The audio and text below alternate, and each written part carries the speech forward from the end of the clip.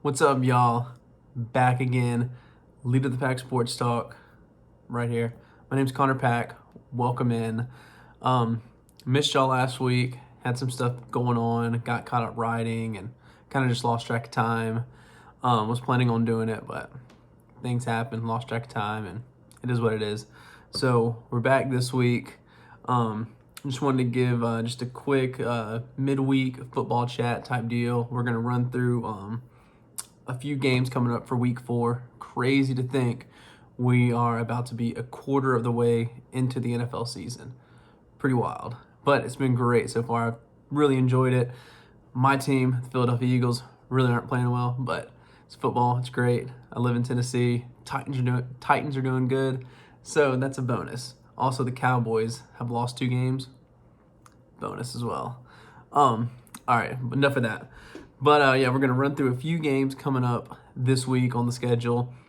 Hit on a few topics that I've either wrote about, plan on writing about, or just some things that I've been kind of paying attention to.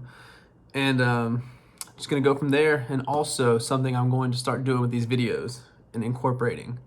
I've been thinking about doing it for a while. My buddy actually kind of talked me into doing it when we were watching the game Monday night. But I've done reviews before, and so I'm going to incorporate reviews into my weekly football chats, whether it's mix a drink I mix up, a beer or something I pick up at the store, or or some sort of liquor that I buy at the liquor store, just something.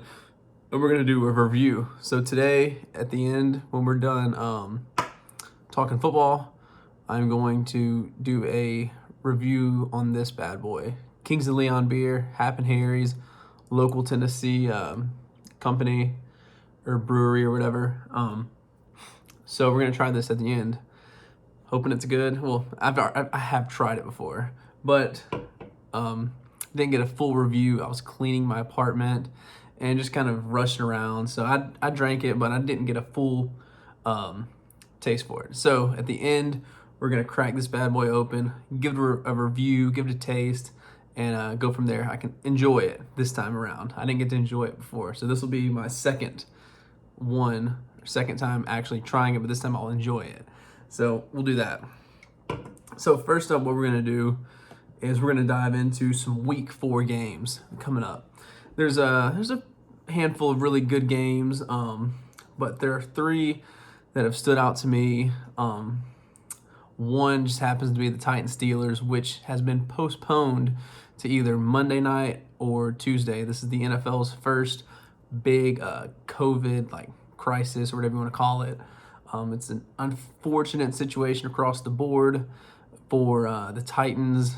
I was hoping they'd play Sunday because this is a big game. It's an AFC game. Both teams are 3-0. It would be a nice barometer to see where exactly the Titans are in terms of being 3-0. Is it a real 3-0, or are they just, skating by or whatever? So it's unfortunate that they won't be able to really practice in person or whatever until Saturday, I believe, at the earliest. So them moving the game to either Monday or Tuesday is going to be interesting.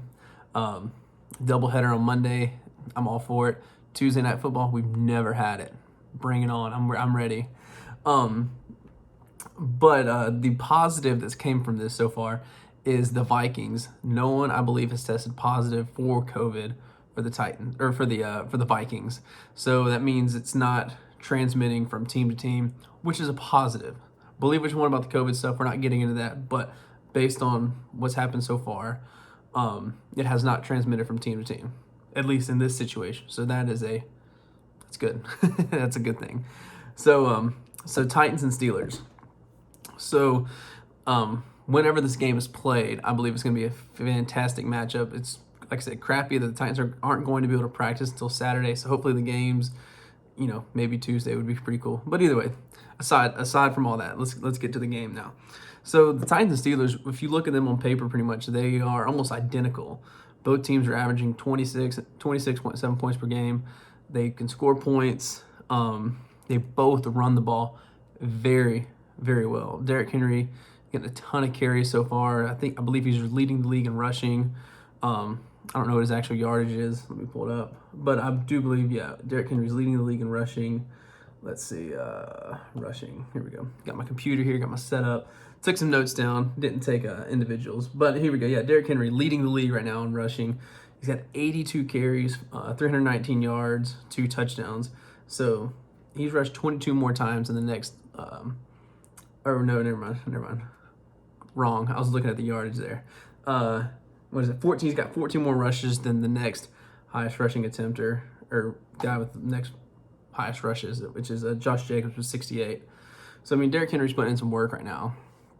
They're riding him, and he's done well. He's done good. But yeah, both teams run the ball very well. Steelers with their James Conner. Who else have they got running the ball this year with them? Let's see. James Conner and Benny Snell Jr., Kentucky kid. He's been decent for them. But they have a strong rushing attack. The Titans are averaging 129, and the Steelers are averaging 139. So they both get after running the ball, and they're both quarterbacks. Big Ben being back, he's a beneficiary. And obviously we know Ryan Tannehill is a huge beneficiary from the Titans being able to run the ball. But here's when things get a little different. So the Titans, I thought their defense would be better going into the season. They've had some struggles so far. But on the other side, the Pittsburgh Steelers have the number one rushing defense, only allowing 54 rushing yards per game. Titans are averaging 129. This should be interesting how that works out. Also, the Steelers are top 5 defense in terms of points per game, only giving up 19.3 points per game. Titans are averaging, like I said, 27, almost 28 points a game. So the Steelers are a pretty much well-rounded team in terms of offense and defense. Titans, on the other hand, really, really strong offensively. They've had some hiccups last week in terms of just being in sync, being in rhythm, and whatnot. But they were able to get the job done. Steven Gostkowski has bounced back as a kicker and played incredible last week with his 6 field goals. Like I said, Tannehill's played great. 6 touchdowns, 1 interception. Big Ben, 7 touchdowns, 1 interception. I mean, these guys are almost identical when it comes to their stats. Both have a 105 QBR, and they both have a 67% completion percentage. So, I mean, these dudes are identical. So I think what it's going to come down to, another big thing right here, the Titans, they have a +5 turnover differential. They're forcing turnovers. Now, they're not stopping teams, really. They're giving up a ton of yards. They're allowing, a lot of points, but they are forcing turnovers, which is huge. And they have a +5 turnover differential. They are tied for second in the league in turnovers forced with 6. So that's going to be interesting. Big Ben, for the most part, takes care of the ball. Every now and then he'll have those games throughout a season where he throws like 3 or 4 picks. Maybe this is the game, who knows. But for the Steelers, though, throughout these first 3 games, Juju Smith-Schuster really looks to be back to his old self now that Big Ben is back. So that's good for them, bad for the Titans because secondary has been not all that good. They've been getting up tons of yards, like I said. So I look for this to be whenever the game's played. Hopefully it's Monday or Tuesday. Like I said, unfortunate for the Titans, but you got to keep trucking along. You have to with the season. But this is a game that I'm really excited to see because, like I said, it's going to be a good barometer for the Titans. Are they for real 3-0? Are they legit? Or is it just like smoke and mirrors, just skating by? Now, I'm not saying the Titans aren't a good team. I think they are a good team. But I want to see what they do against another legit, complete team like the Pittsburgh Steelers. So, should be good whenever the game's played. I cannot wait to watch it. Next game. Now, I've harped on the Vikings quite a bit. But the next game I have on my list is pulling it up, Vikings versus Texans. I had high hopes for the Vikings coming into the season. They've laid a complete egg.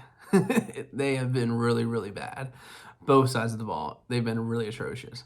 But why this game stands out to me and why I picked this as one of my 3 is these are both 0-3 teams.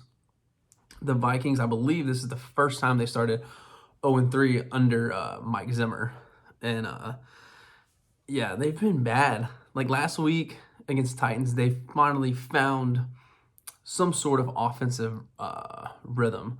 Justin Jefferson, their first-round wide receiver pick out of LSU, showed some signs of life, showed some signs of he could be that receiver next to Thielen, because Thielen's been getting all the targets. He's been the guy doing all the work whenever he gets the ball. Kirk Cousins has been bad. But Justin Jefferson last week really showed out, really came alive. He had close to 200 yards receiving. He had his first career touchdown. Let me pull it up real quick, his stat line. But it was very impressive. I was shocked. I was like, man, this guy didn't do anything for the first 2 weeks. Granted, bad offensive play, bad offensive calling, or play calling and all that. And Kirk Cousins was just atrocious. But Jefferson, pulling it up, y'all. 1 second. But Jefferson, yeah, he had a... Where we at? So, yeah, Justin Jefferson, 7 catches, 175 yards receiving, and a touchdown. Pretty impressive, given how just bad and unexplosive, there's been no life from this Minnesota Vikings offense throughout the season. So let's bring everything full circle now again. Sorry, I can kind of ramble on, and sorry. So I got a little sidetracked there. So, the Vikings and Texans both are 0-3. Both have not really done much. I expected the Texans to not be as good simply because you trade away arguably the number 1 wide receiver in the NFL, your team's going to hurt. They just are. Their defense has been decent, but their offense cannot sustain drives or create explosive, dynamic plays. Deshaun Watson is doing all he can. I love the guy. He's a great talent. He's fun to watch. He's a tremendous quarterback. But they just don't have enough to create those plays downfield and sustain drives. So it's been rough. But for the Vikings, let's get back to them real quick, and then we'll touch more on the Texans. Vikings, their defense right now is giving up 440 yards per game, 30th in the NFL. It's only 32 teams. Or 30th in yards per game allowed. They're giving up 34 points per game. That's the 31st. Pretty bad. They are 31st in the league in turnover differential at -5. They've 7 giveaways and they have 7 turnovers and they've only had 2 takeaways. Kirk Cousins, 5 touchdowns, 6 interceptions. The only other person that's worse than that, I believe, is my guy Carson Wentz. So it's pretty bad. And he's 31st in completion percentage with 59%. There's nothing clicking. I thought for sure the addition of going blank on his name right now, I'm pulling it up. The offensive coordinator they brought in, Gary Kubiak, would help Kirk Cousins in his development and just his overall everything. I mean, he kind of is what he is. He's not gonna wow you. He's not gonna take your team to the next level, but he has shown that he's a quality quarterback and whatnot. Hasn't been that way this year at all. As for the Texans, though, let's pull them up. Like I said, can't sustain drives. When they get in the red zone, they punch it in. Haven't been in the red zone that much, though. Their defense has been solid. They're getting stops for the most part, but they're getting worn down because the offense can't generate plays and stay on the field. Right now, the Texans have a 38% third down conversion percentage. They converted 12 out of 31. They cannot stay on the field and whatnot. If you're wondering, that's 23rd in the league. Not horrible, but definitely not great. Now, David Johnson, the running back that they got in return for DeAndre Hopkins, he's had moments, but he doesn't give you enough. The receivers, Will Fuller's been all right. Brandon Cooks has been okay. Randall Cobb, okay. They've had moments. They've been in the mix, but they haven't been that game-changing player that they lack. I'm sorry, guys. I'm about to sneeze. Oh, man. Ooh. Oh, maybe I saved it. They just haven't been able to get that same explosiveness that they've lacked. I'm sorry, that was nasty. They just hadn't been able to get that same explosiveness, that same oomph that they once had. And DeAndre Hopkins, I know he's only one player, but that dude was a gamer. He did a lot for this team. So for this game, just both 0-3 teams. So which team is going to break out of this slump? One team has to. I don't know who it'll be. For the Texans to start 0-4 wouldn't shock me, but I'd just be like, man, like that's a big fall just by losing one big player. And for the Vikings, I had them as my NFC North winner. I don't think they're going to be that now. Green Bay's playing too well, but to go 0-4, I didn't see that. Now I know they have some injuries, and but the offense, all those struggles on offense just are wowing me right now. I guess for them too. I mean, Stephon Diggs was a huge player for them, just like Hopkins was for the Texans. So that's another. Sorry. So that's another interesting storyline with these teams is they both traded away huge, big time receivers for them. They're both 0-3. So what do they do now? How are they going to recover? What's the next move and all that? So I don't know. I want to see who wins this 0-3. I guess, yeah, who wins the 0-3 matchup? Who separates himself? Who gets off the slump? And where do we go from here? Basically. And then my last game for the week, for week 4, is the New England Patriots as they go to Arrowhead to face off against the Kansas City Chiefs. This is always a fun matchup in the AFC. This year's going to be different, though. Instead of Tom, we have Cam Newton. And Cam Newton has balled this year. Cam Newton has played fantastic so far in everything that I've seen. Let me pull up the numbers here. But I saw parts of week 1, but I really watched week 2 when they played Seattle. And Cam Newton was just incredible. Threw for almost 400 yards. He was letting the ball fly. He was running. He looked like the old Cam Newton, and it was really, really fun to watch. I've never been the biggest Cam Newton fan, but I've always respected his game and I'm trying to think of how to say it. I always respected his game and enjoyed watching him from time to time just because he's a 6'5" quarterback, 250 pounds, pure muscle. I mean, he's like a linebacker running at you and a linebacker throwing the ball that can throw it 100 yards. It's just fascinating to watch.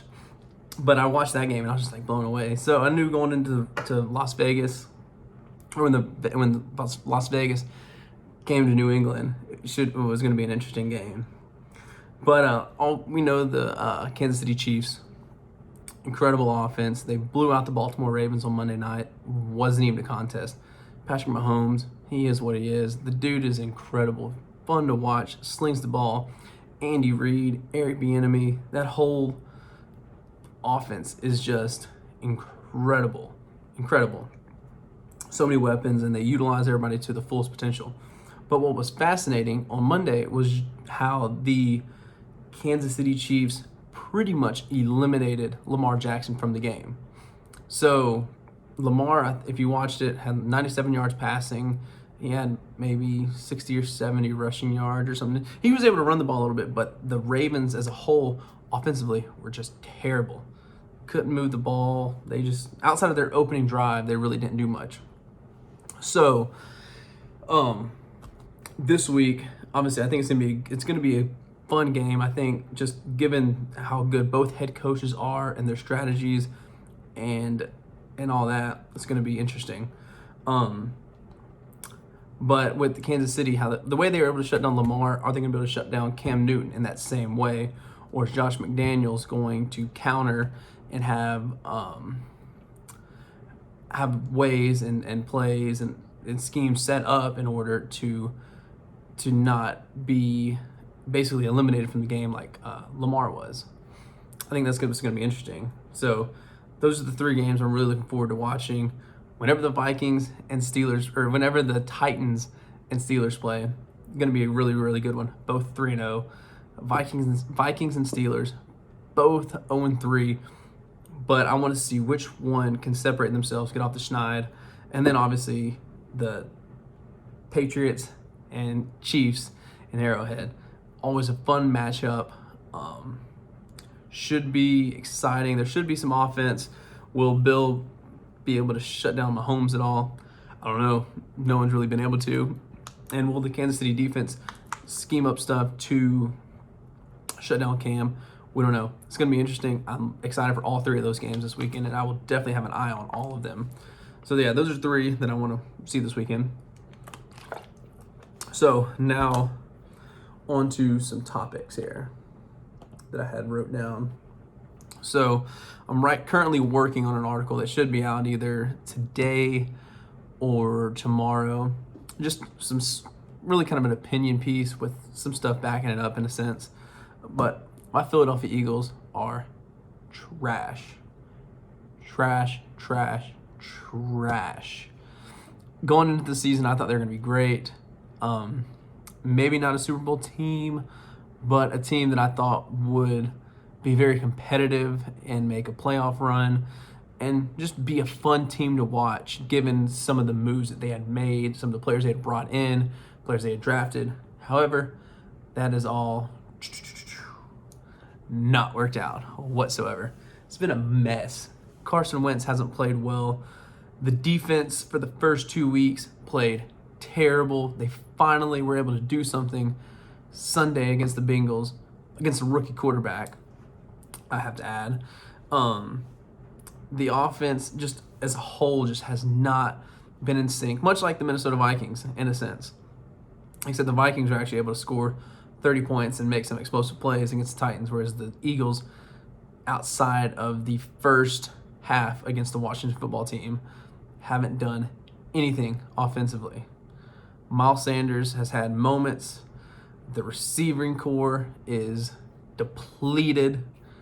Carson Wentz is outside of Deshaun Jackson right now.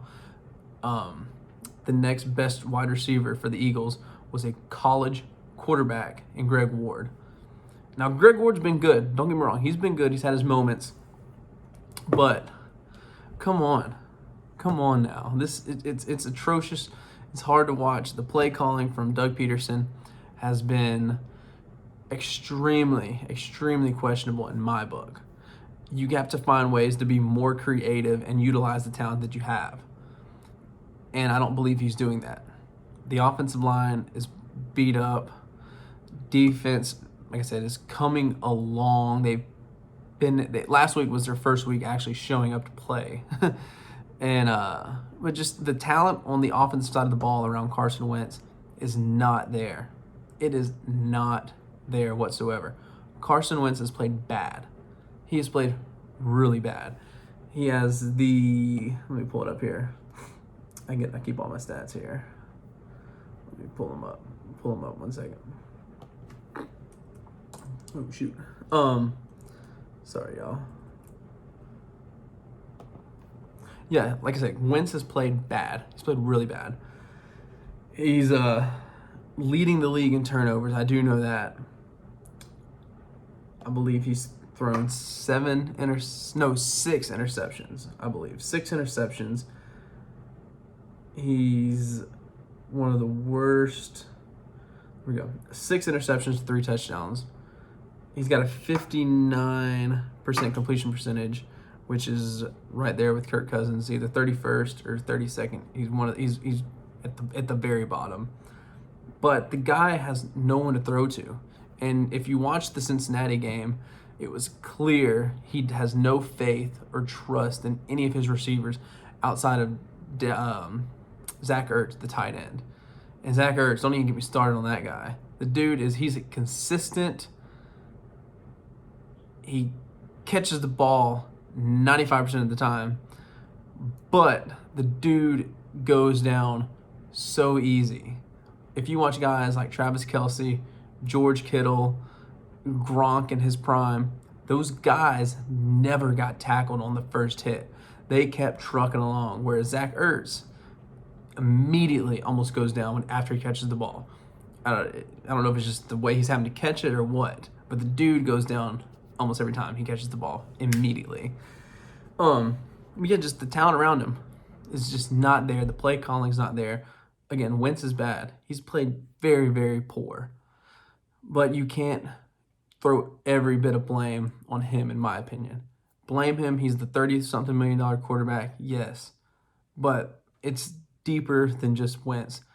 Play calling, Doug Peterson's got to be more creative. And Howie, general manager, we haven't made the greatest of decisions when it comes to adding talent and receivers and whatnot. They just haven't panned out. I don't know what it is. Speaking of that, the 19th overall pick in this past year's draft, Jalen Reagor, he's on the IR. He's out for several weeks now. It's pretty bad. Pretty bad. But I digress. We'll move on from the Eagles. We're writing a little piece. I just kind of summed it all up right there. And also, benching Wentz and putting Hurts in solves nothing. I'll just leave it at that. If Carson Wentz can't make plays with these receivers, what makes you think Jalen Hurts can? I would like to see Hurts on the field used in plays from time to time, but I don't think if Wentz, like I said, if Wentz can't make throws and plays and passes with these receivers, I don't believe Jalen Hurts can either. But I would like to see Hurts utilized given how depleted the overall offense is. Use your talent, use what you have, get Hurts on the field, but not in a replacement form of Wentz, if that makes sense. Add in more Taysom Hill plays this past week. I know he fumbled. Do what you did there. Try and sneak in some option stuff. Try and work some things like that. Wentz is the guy until he proves us otherwise. And in my opinion, you've got to give him talent and let him lose the role in that way. Right now, the dude has no help. No help. It's bad. It's bad. All right. I digress there. Brady and the Buccaneers are beginning to roll. After a rough week 1 against the Saints, they were shaky. They were very shaky. I got on here and I was saying this is not the Bucs team I was expecting to see. But since then, they have looked actually pretty daggum good. Now I've seen highlights of the games and I've caught bits and pieces there, here and there. Haven't been able to watch a full game like I was in week 1, but after losing, they've won back-to-back games. Tom Brady, 43-year-old, but he looks to be getting on track there with his receivers. I mean, the guy's got talent there. The past 2 weeks, I mean, they scored 31 against Carolina. They scored 28 against Denver. Got the Chargers coming up this week. I think the game that we all need to look forward to is in 3 weeks when they play Green Bay. Green Bay is playing outstanding football right now. Aaron Rodgers is playing at another level. It's fantastic to watch. I love watching him play. But yeah, if they can get past the Chargers and the Bears the next 2 weeks and be 4-1, they can be 4-1 and on a 4-game winning streak taking on Green Bay. That'll be a good game. That'll be a nice Sunday afternoon game to watch. Both Hall of Fame quarterbacks, offenses that are pretty hot, especially the Packers, could be fun. And also the defense, man. The Tampa Bay defense is not bad this year. But yeah, Tom Brady, he's heating up, 65% completion percentage, thrown 6 touchdowns. I believe he's only thrown 1 interception the past 2 games. So he's starting to come alive a little bit. But yeah, across the board, I mean, Mike Evans is beginning to show up. He didn't do much in week 1. Who else we got? Gronkowski really hadn't done a whole lot. But the rushing game is starting to click. Leonard Fournette getting some carries, finally starting to gel and fit in there, along with Ronald Jones. So they got a little nice tandem right there in the backfield with those 2 guys. Speaking of tandems, though, this is off the topics here. This is something that just popped in my head that I should have put in here. Cleveland Browns. I wrote about it before the season started when Kareem Hunt got that contract extension. I said that this could possibly be good for them, and it's turned out really good. The Browns have a great 1-2 punch in the backfield. Going into the season, I thought it could be Denver, but Phillip Lindsay has been hurt. And Denver's just depleted with injuries. But I said it going into the season that there's a lot of possibilities there. It's worked out. Kareem Hunt and Nick Chubb, great 1-2 punch. And Stefanski looks like he's finally getting his feet wet, and he's calmed down and looks like he could be something there. As Denver's 2-1, or Cleveland's 2-1 there. All right, back on topic here. But yeah, Tampa Bay, they're starting to roll. They're starting to look good, and we could be in for a wild ride. Also, I mean, New Orleans Saints. I had the Saints being the number 1 team in the NFC, and thought they would win that whole division and go to the Super Bowl. New Orleans has not played up to par. So with Tampa playing like they are, who knows, man? First year in the NFC South, and Tom Brady comes down and wins. Could be. But yeah, Tampa's really starting to roll. They're starting to pick things up, and been fun to watch in the clips and in what I've seen and whatnot. All right. 2 more things. So I put out my unbeaten teams and the ranking of them. And let's run through that real quick. Let me pull up my Twitter account, I believe. I should have took another picture of this and put it up here. But yeah, there are 7 unbeaten teams remaining in the NFL. Pull it up. Where is it here? All right, here we go. 7 unbeaten teams, 3-0. This is how I got them. I got the Kansas City Chiefs, number 1.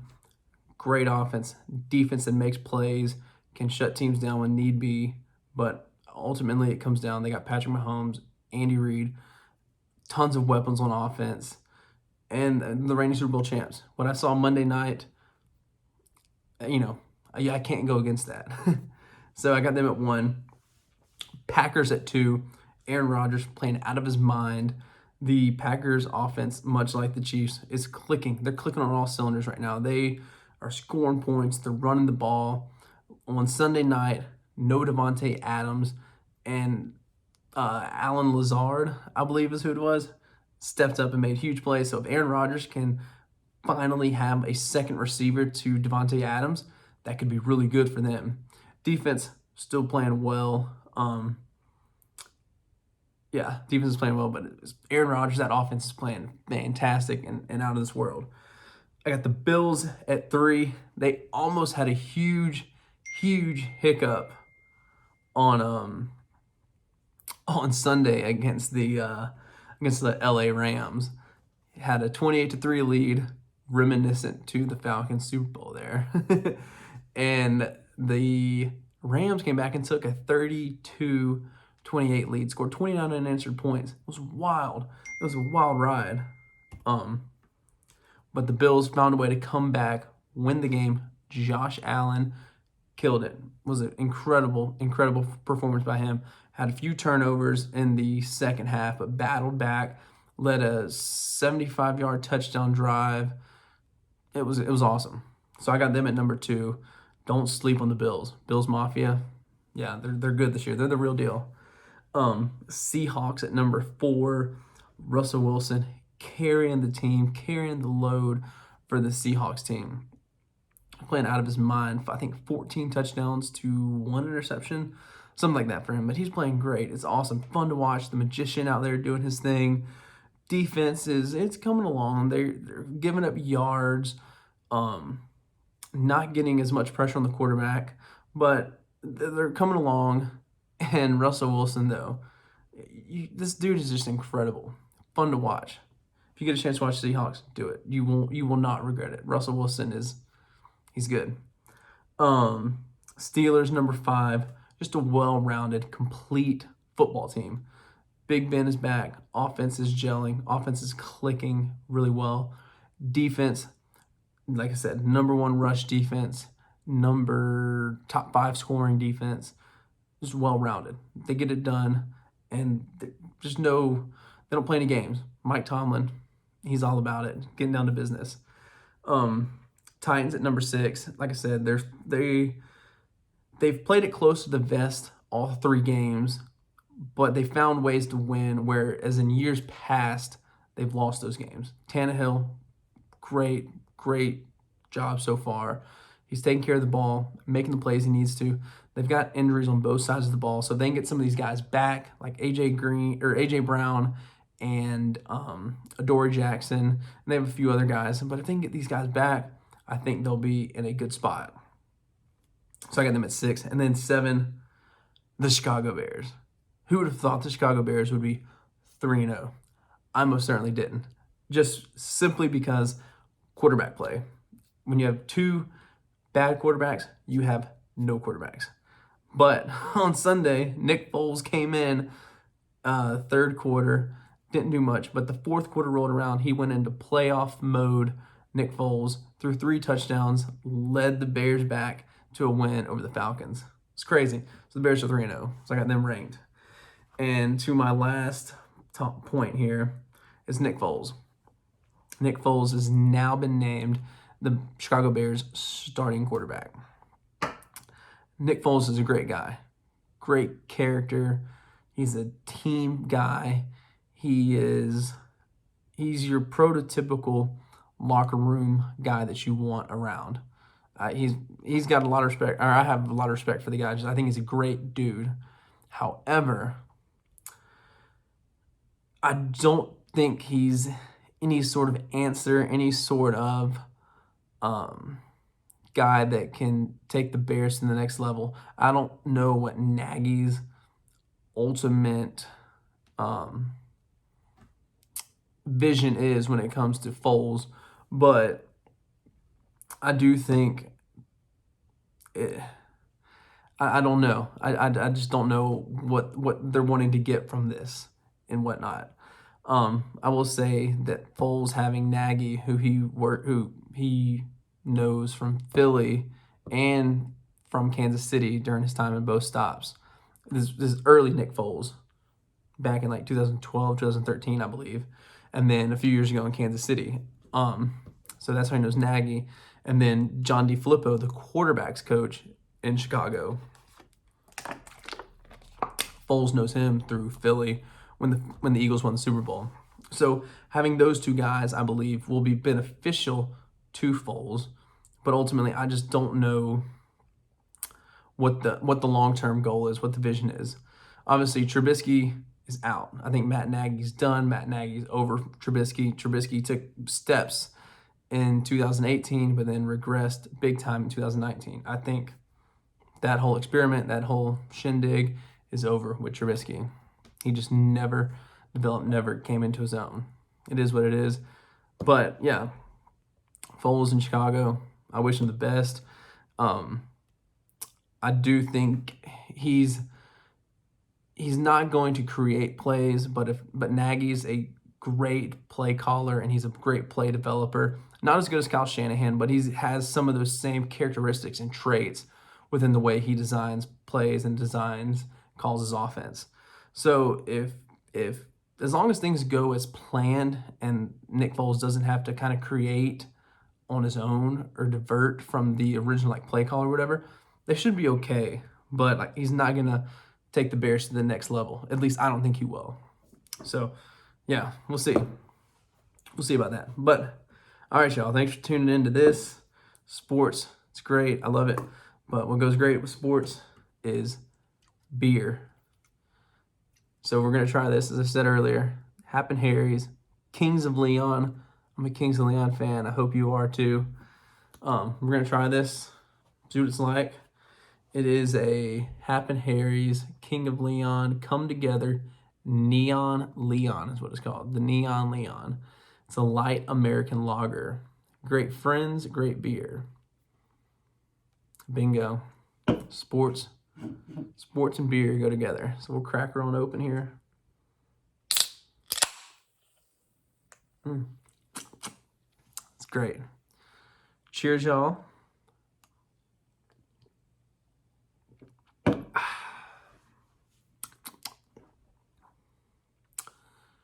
It's not bad.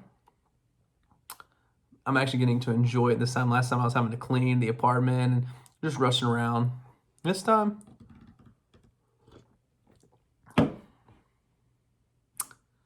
decent. It's got a an aftertaste that I don't like all that much. It's kind of can't think of what it is, but it's good. I like it. It's something that I would definitely drink out and about. I mean, I'm more of a light beer guy, but this is not bad.